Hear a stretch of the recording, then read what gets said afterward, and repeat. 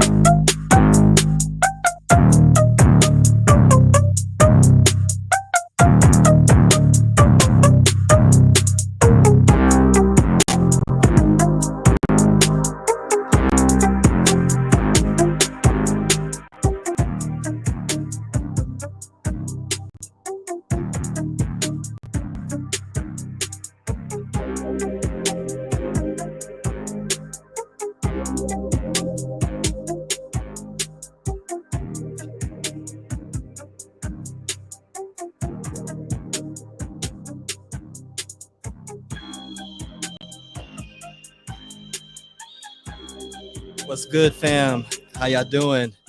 Good afternoon. What's up? It ain't a MLA party without some technical difficulties going at the beginning, but it is all good. Welcome to the Make and Learning Addictive Show. This is Hip Hop in the Classroom Part 2. Part 2. We tried it last week, but things happened. But we had to bring it back, especially after that halftime show on Sunday. It was absolutely fire for sure. But it put, in my opinion, America on notice, because we talk about hip hop is a part of American culture, and the statement is in our DNA, and that was just proof. So, ladies and gentlemen, those who are joining us live, those who will be joining us on replay, we thank you always for your support. I'm here with some special guests, our new FlowCab team, doing it big already, ruffling feathers already, but that's how we do it. That's just how we do it. That's good. So actually, I'm joined once again by Janks. And this time we've got T on. She was missing from the last one, and maybe we'll get Bree on later on in the show. But I want to introduce everybody to TeAna. Go ahead. Tell them who you are. Hey everybody, I am TeAna, or T, Flow with T on Twitter. I am a former teacher. I'm a spoken word artist, and I am the newest vocabulary specialist. So I'm just happy to be in the mix. That's what's up. And Merve, you want to reintroduce yourself for the folks? Yes, y'all. It's Merve Jenkins, aka Janky Jenks, on Twitter, and FlowCab specialist as well. Just excited to be here with another half of the team, and who knows, we might have Bree popping in a little bit later, maybe not, but it's all good. We got this. Okay. I'm gonna do this. For those that don't know, and well, everybody pretty much knows that's in our audience knows that I enjoy producing podcasts, and we've got one, the Liberated Educator podcast with Ken Shelton and Dee Lanier. But y'all may not know, this is the man that does the intro. To that podcast. I'm just gonna play it a little bit, so folks. I haven't heard that in a long time, yo. So folks just know.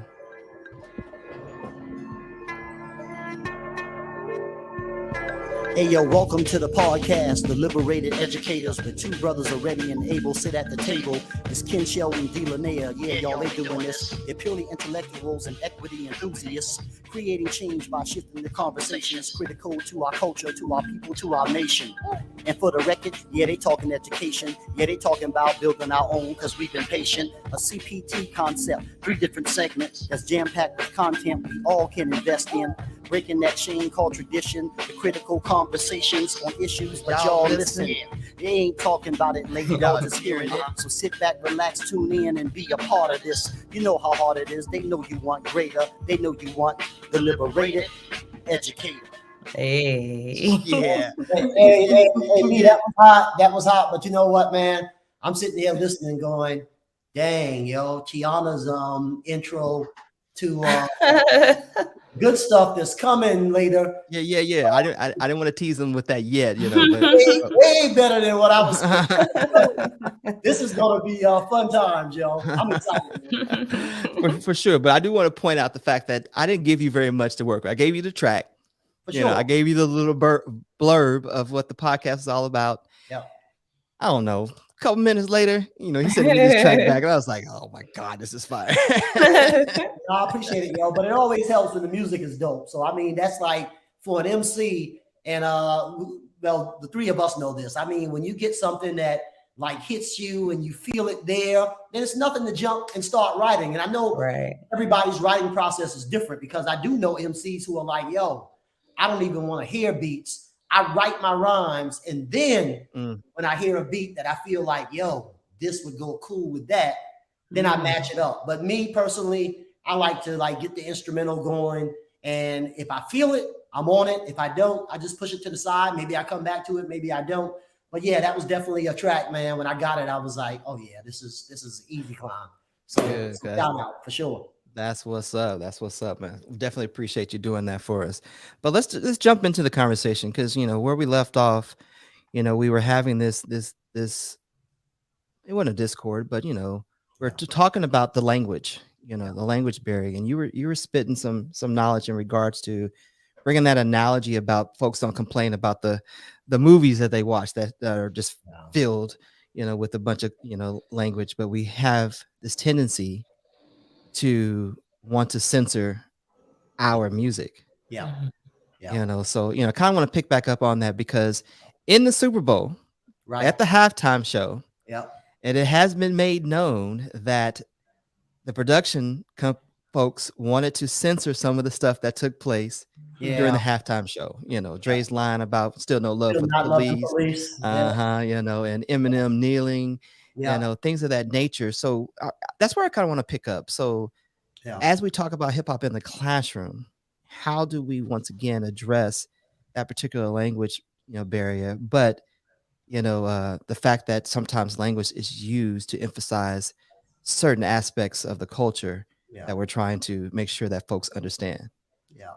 You know, man, the one liner for everything you just said is, we all like freedom of speech when it's about our freedom, but you take it outside of the lines, and then it's a problem, yo. So we can go on and on about that, but we'll keep it on the educational side of things. I mean, you know, there's a research that supports more like listening to a hip hop song, the opportunity and possibilities of being introduced to more vocabulary is huge, and far more than any other genre.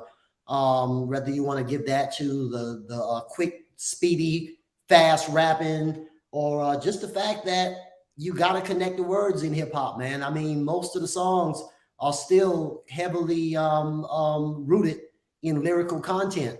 So there's so many opportunities for students and adults alike to be exposed to new vocabulary, and to also get that repetition just by learning the songs and repeating over and over. And a lot of that ties into how we learn. So what a perfect platform to do it on. And also another reason why I just love seeing hip hop coexisting with this thing that we've come to know as traditional education. Obviously, it's not so traditional anymore, and we're all pushing the needle on making that change. And I think it's what students are looking forward to, man. It's what they want, and we got a really unique opportunity to be players, and we are players in that movement right now. So definitely. TeAna, you want to jump on that? Yeah, I was just gonna say that I always have felt like, especially when it comes to culture in the classroom, that a lot of teachers are still taught to be tolerant.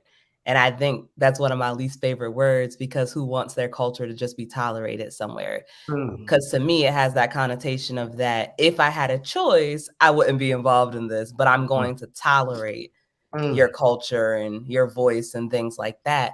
And so I always stick by what I always used to call the 3 A's. Y'all will learn that I love acronyms, anything that's easy to remember. Right. But when it came to culture and my student voices, it was always acknowledge, affirm, and applaud. Because I feel like some teachers, what they would do is that they would say, okay, I'm acknowledging your culture in the classroom, and they would just stop there. Like, okay, we had our, show and tell or whatever it was that allowed you to express your culture, but that was it. They didn't affirm them by making sure that those things show up in the lessons and stuff that they plan and on the posters that they put on the walls and in their just regular daily conversation and things like that. I knew it was a really big deal when they started using different names on things like standardized testing and the questions and things like that. And it was a really big deal. And I remember in education, there were a lot of people who were upset saying that names like John and Susie were just simply easier to pronounce than Muhammad or Shakira or something like that. And I'm like, but those are cultural names. There are names. And the applaud part, of course, because you don't see that a lot. You see it as, even with some of the I feel like teachers that I've worked with, that okay, I'll acknowledge it. I may even go as far as to affirm it, but making it almost normal, applauding it, celebrating it, making you feel like it's something special and worthy. I don't see that a lot. And I feel like that's what even the Super Bowl halftime show did for our culture in general, was like, okay, yeah, like we're in there. I saw a lot of discourse about like which generation it was for. Everything like that. And my mom is jamming and I'm jamming. And I'm like, but you played it when I was like, I know it because you played it. So what do you mean? But yeah, those are my thoughts about it. It definitely did that. Yeah. We had that generational conversation, as well. But that's the cool thing. It transcends generations. Even though we're trying to claim everything, that's what it is. We had that conversation in the house, and we were even looking up dates. I said, no, that was 2003. Whatever the case is. But hip hop does more than just impact the way we speak, but it also impacts our fashion. As well. I'm showing a little bit about this. Is probably one of my favorite parts. Mary J just falling out, but like when Kendrick came out, that was something completely different. And we had some conversations in regards to, all right, hip hop impacts more than just our ears or what we're hearing.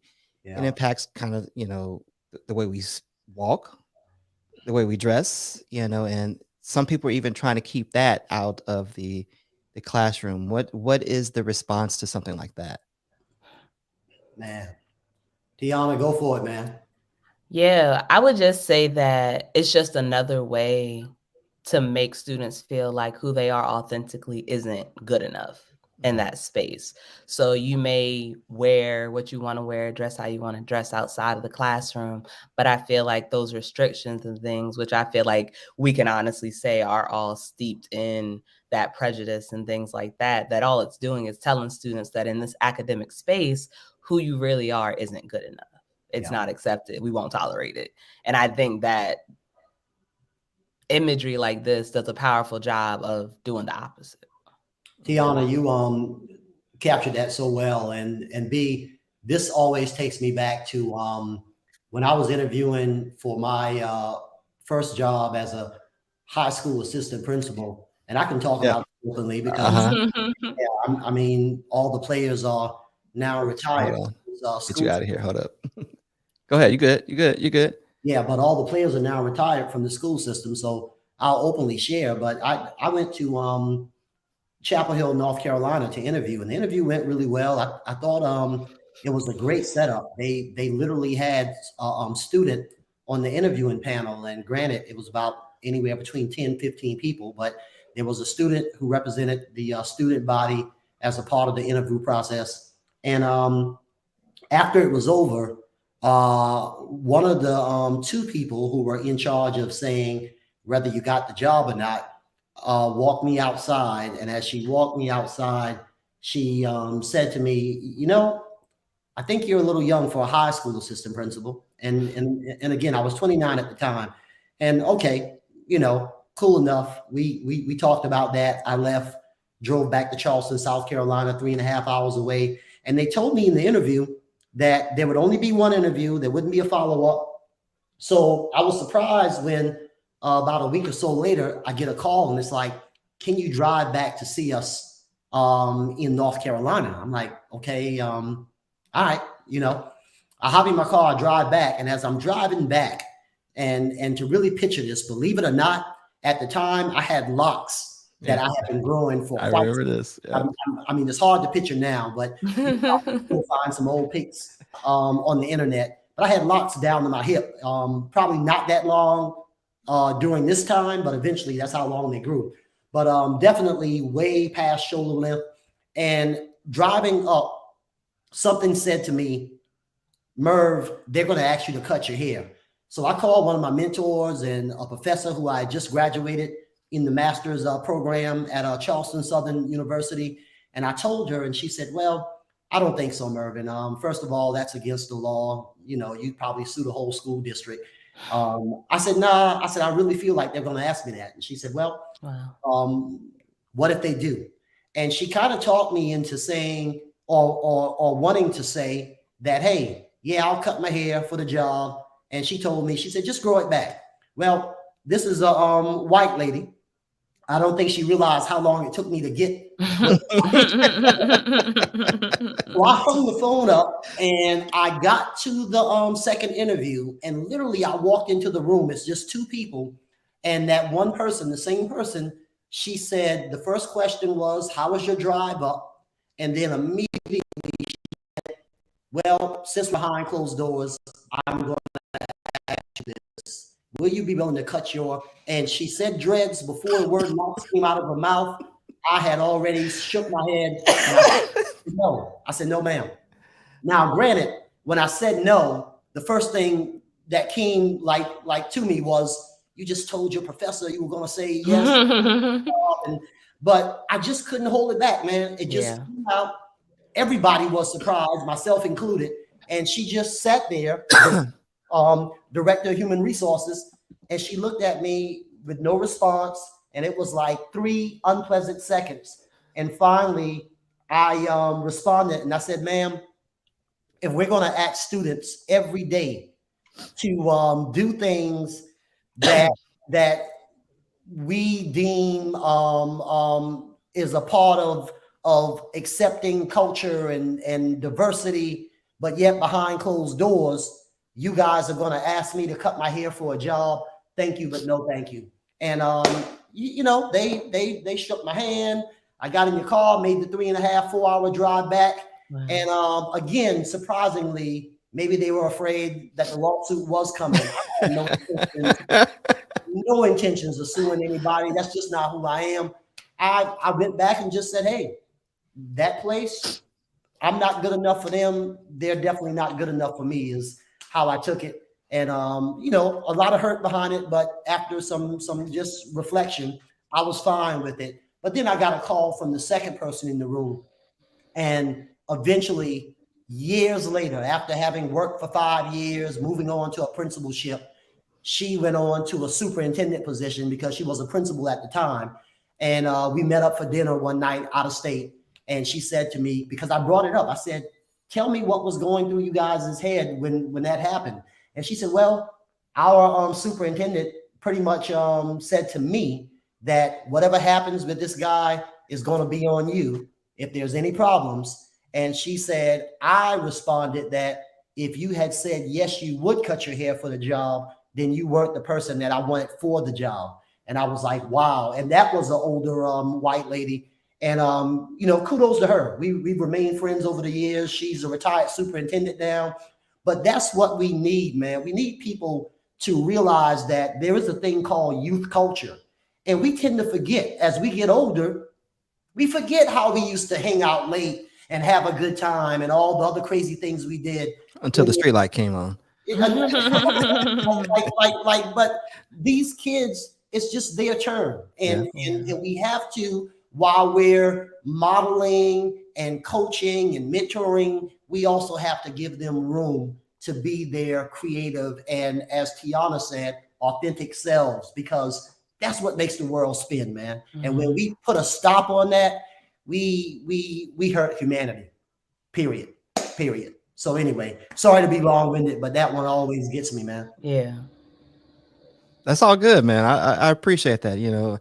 I've heard you share that before, and I'm actually glad you share that with the audience as well, because that does continue to happen. You probably heard a couple years ago here in Texas, trying to make this boy cut his locks off, and Yes.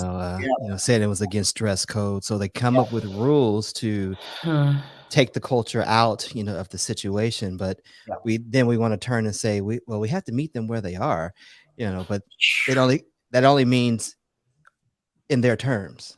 In their terms, yeah. And that's a little scary. Now, granted, going back to the generations, we're talking off screen the other day that some of us who grew up in certain eras, of hip hop, some of us may say we struggle with today's, Right. Music, fair or unfair, whatever the case is. Some of those people who are in the classrooms come from a different generation as well. Yes. So speaking of the kids pushing the needle, how do we get these people who are in the classroom though? Ooh. TeAna, you're fresh. You are fresh. Yeah, I am. I'm fresh out. Fresh out. But I was gonna say, because I feel like there's such a divide between, especially like millennial teachers and anybody who came before them, like anybody who like graduated and has been in there and they're tenured and they're like, this is how we do things. There's always this pushback because I feel like as a millennial, having just come out of the part of my life where adults were judging the things that my friends and I were doing, it's easier for me to look at my students and say, okay, I don't understand what it is that's happening, but I know that it's you. As Merve said, that youth culture. So for example, my students were the only reason that I got on TikTok. I was like, what am I gonna do on this? I'm an adult now. I don't need another social media site. Like right. Just adamantly against it. And they were like, no, Miss Manson, like you gotta get on TikTok. You gotta get on TikTok. Literally, just because they wanted to follow me on TikTok. No videos were posted. They just wanted to be able to say that they did. And they exposed me to that. But I needed to be on it because they would like say stuff throughout the class. They would make little jokes and stuff like that. And I felt us becoming like disconnected because I had no idea what y'all were talking about.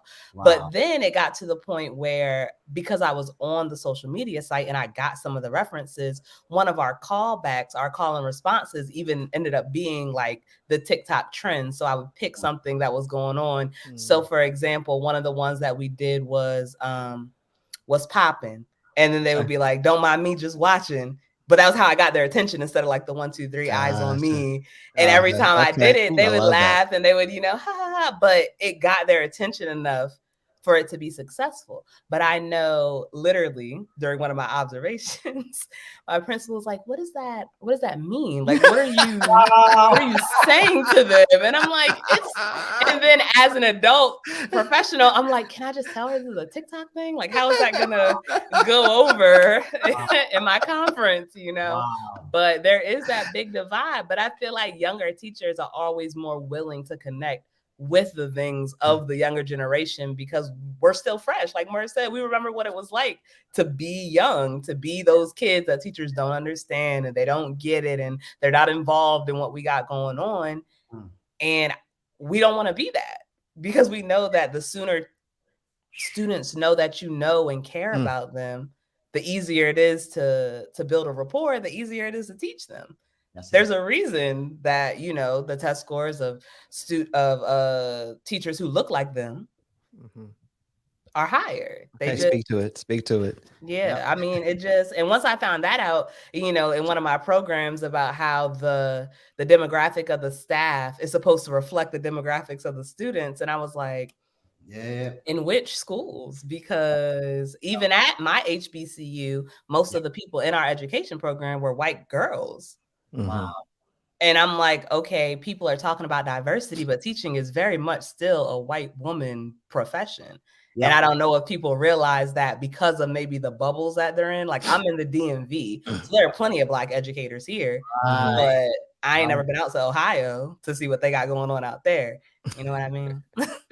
No, real talk, well, real talk. That's a great point. It is still dominated majority white female, and obviously we know that the student population, Black and brown students continues to increase. So what does that look like? And I can tell you from having traveled over the last, I don't know, 15 years now with 2 different organizations, that when you get outside of places like, I mean, before coming to Charleston, I was in Atlanta, Georgia, and just like the DMV, and what TeAna just said, you saw Black educators in APS, like it was right there. But trust me, as you go out to other parts of the country, things look very different. And it's not to say that these teachers can't make the connection, but you really have to be intentional. You know, it's easy, or it's easier to make the connection when it's you, when you can see yourself in the students. Absolutely. When you start talking about different backgrounds and upbringing and culture, then it's easier to say that's not me. And okay, for the check, I'm going to do what they say I need to do, but it doesn't go beyond that. Nobody comes out and says that. And a lot of people would like to think they don't believe that. But subconsciously, there's a lot going on that I myself know I have to be aware of and reminding myself of, to make sure you're being the best you towards the young people that have entrusted, and the parents that have entrusted you with their most prized possession. And it's not easy, but it's what we got to do. Period. Okay, so let me throw this in here then, because so I've had a situation like T was talking about, you know, the faces that she was in front of. So when I was teaching out in New Jersey, after my very first years, the parents wanted me out. They wanted me out. Now, granted, there were three. I'm put that on screen. Put that on. There were 3 African American students in the district. Now, this is only elementary and middle. We shared a high school with another town, right? Wow. So I'm the only African American teacher, and being a male. And initially, they wanted me there because there was a troubled kid, according to them, that they needed somebody to connect with, right? He wasn't feeling it. he even told me, said, look, just because we both Black, you think we're going to be friends? Now, you know, that's a whole nother lesson that I learned, you know, early on in my education. However, the complaint was at the end of that year was the parents were afraid that their kids would bring home hip hop. They were afraid that their kids would come home, talk about what's up, you know, wearing their hat backwards, you know, and things of that nature. Now, granted, I used music in my classroom for several reasons. You know, one, I use it, you know, to study with. You know, had some chill music before chill hop came out. I was rocking that as well. But I also use music as kids walk-in songs. And this is back in 2000. When was I out there? 2001, 2002, right? So I was doing walk-in songs, and majority of my kids, I let them choose their own walk-in song. We're choosing hip hop. No doubt. White kids. Now it's a very affluent area. Right? So their parents were CEOs of Maybelline, and they worked in New York. So they didn't want that as a part of the culture. So as we get teachers nowadays trying to meet our kids where they are, especially in the hip hop culture, how do we convince the community and the parents to do the same? Man, I'm like bugging, because I'm sitting here going, I know half of those parents definitely had a Public Enemy Absolutely. I'm sure half of them had a PE cassette tape. Man, that's amazing, yo. Let me think on that one. I mean, TeAna, anything you want to share on that? I don't know. I feel like a lot of the time it is just steeped out of fear, like this fear that, like, okay, what does hip hop beget? Okay, so it's not just the music that they're listening to, because then if they start listening to the music, they're going to start changing their clothes. And if they change their clothes, they're going to change their hair. And then they're going to start participating in these activities that the people in the hip hop music are talking about. Like, I've heard this whole conversation like spiral to that point. Yeah. And the thing that I'm always confused about is that it's not like Black culture is something that Black people need to give to white children. Like, we don't like push it on them like, hey, you should listen to this hip hop music. They're knocking on the door. Hey,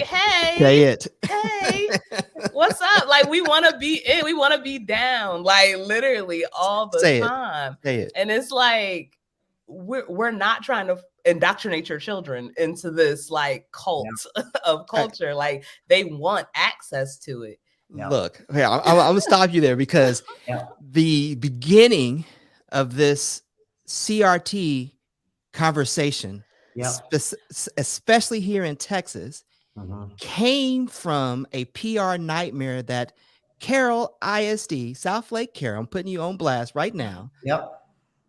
They had a PR nightmare because a group of girls were caught on video and it went viral with them listening to a hip hop song, but they were saying the N-word. And folks saw it. And they brought in folks to do some equity. They felt like they immediately had to implement an equity plan in their district. Because they were afraid of the PR nightmare. When they began talking about the equity issue, it blew into the CRT mess. They created that podcast. Then parents didn't want their kids learning critical race theory. They weren't even been taught critical race theory. I was about to say it was about equity and inclusion. Right. But they never addressed the fact that these girls were simply rocking to hip hop. That was the bottom line. That's what they didn't want in the community. I'm sorry, I didn't mean to interrupt you. No, you're fine. Like, even that critical race theory part, even when it started and the debates were happening and people were like on Twitter, like going off. And I'm like, I'm in a master's program right now studying critical race theory. Nobody has ever taught this to elementary school students. Like, this is not a thing that's happening. What are y'all talking about? And it really took me like a week to even understand what people were saying critical race theory is. So Black history is what y'all are saying is critical race theory, teaching students anything about any culture outside of the dominant culture, as they call it. That's it. Anything else is critical race theory. And I was like, okay, so this is just another one of those buzzwords that they're just going to keep saying it. So it's not what's happening. And I feel like even that was even the tipping point for a lot of the other stuff that started to happen. Like, I know in Indiana, with the teachers having to submit their lesson plans. Why do you think they want teachers to submit their lesson plans all of a sudden? As if parents are going to go through it and have any constructive feedback. I got parents who you don't even sit and do your homework with your child, but you're gonna comb through my entire year's worth of lesson plans. You're not. You're not. So, let's think about this, man. When I was doing my dissertation work, and I actually literally, when I defended, I was at a university. Majority white, Charleston Southern. And in my defense, all of my chairs were white. And there was one Black chair member who was on Zoom and representing Virginia State University. Big shout out, Dr. Clemens. Yes, you. What's up? Yeah. And I just got accepted there. And I actually started out my presentation with the professors with something from the Blast Master KRS-One himself, and it still rings true. Basically, and I'll paraphrase it here, but it's calm yet vile, the style that I teach. It deals with the fact that we'll never get weak in the heart. In fact, we'll start to illuminate knowledge to everyone else. Let me demonstrate the force of knowledge. Knowledge reigns supreme. The ignorance is crushed to smithereens. What do you mean when you say I'm rebellious? Because I don't accept everything that you're telling us. What are you selling us? The creators dwell in us. We sit in your unknown class while you're failing us. We failed your class because we ain't with your reasoning. You're trying to make me you by seasoning up my mind with see Jane run. See John walk in a hardcore New York. Come on now. How? It doesn't exist. No way, no how. It seems to me in a school that's ebony, African history should be pumped up steadily, but it's not. And this has got to stop. See Jane run, get spot. Insult to a black mentality, a jet way of life for a jet black family. This is the reason why I'm so concerned, because you must learn. And that, I was in high school when that came out. Yes, sir. Landscape hasn't changed. No. That's a crying shame. That's the problem. That was 89. That it still resonates today. Same thing. It word for still word. resonates today. That is the problem. I mean, I don't even know where to take it. And to hear TeAna speak, her background in really getting into the weeds about this, man, I'm hoping, because TeAna is a generation behind my generation, but I'm hoping that she's planting the seeds. I know she is, but everybody else in that class and the folks that are coming behind them, because I've always felt, and now I know for a fact, I won't live long enough to see major change. But we've done ourselves a disservice, man, if 100 years down the road, somebody else is quoting those lyrics and it still applies to that day and time. Man, that was deep, bro.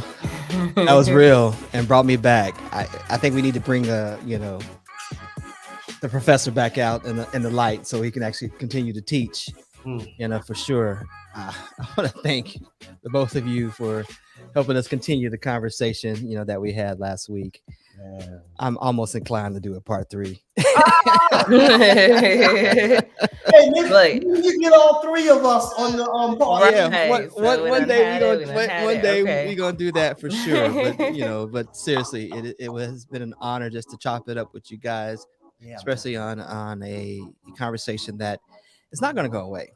Yeah, and it's not gonna go away, and we have to continue to push, as much as possible. Because of that fact, I've got 3 kids, they're inundated with this hip hop culture, as it is anyway. So I need to do some looking in the mirror myself. Amen. I need to adjust. I am now a Kendrick Lamar fan for sure. Okay. For sure. I do listen to the clean version. I ain't gonna lie. All good. But that is all good. But ladies and gentlemen, we also thank you for joining the conversation. I hope you were able to glean something from it that will, change the mind of how we actually implement hip hop inside of our classroom, because it is, once again, a part of our DNA of American culture. We can't run from it. We can't hide from it. It's there. So if you really want to meet our kids where they are, you're gonna have to get a little grimy. I promise you. It's gonna be all right. It's gonna be all right. But so once again, thank y'all for joining us. Catch the replay when you see it. Not a problem. Make sure you also interact with these 2 folks on Twitter. It's at Flow with T, and I think Merve, was it Janky Janks? At Janky Janks, baby. All right, that's what's up. Go with the flow. Go with the flow. Go with the flow. Oh, yes. Coming soon. I promise you're not going to want to miss it. So we'll see y'all on the next other side.